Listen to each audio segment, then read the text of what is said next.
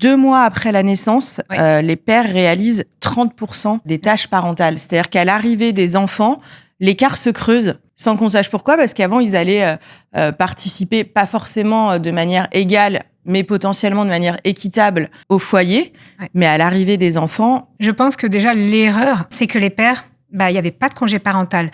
Notamment, je crois qu'en France, c'est 2021 ou 2020, c'est hyper récent. Il y a une réforme, en tout cas, sur le sujet pour effectivement, d'une, mieux indemniser. Parce que le congé parental, peu de personnes le prennent parce que l'indemnisation est pas dingue. Et en effet, de pouvoir partager. Mais donc, à partir du principe où, par exemple, la maman, elle, on lui offre un congé parental pendant 3 mois, voire un demi-congé pendant 6 mois ou 1 an, enfin, en fonction des réglementations en vigueur dans le pays où est-ce qu'on est. Mais en fait, il ne faut pas non plus s'étonner.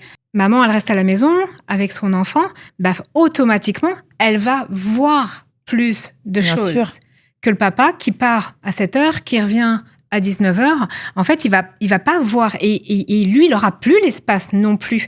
Parce qu'on parle de charge mentale, mais on parle vraiment de tout ce qui se passe aussi au niveau du cerveau. Mais quand on a bossé, en fait, malgré tout, jusqu'à 19h, on n'arrive plus à voir ça. Mais la maman, en tout cas, elle est quelque part habituée dès la naissance des enfants, en fait, à driver ça.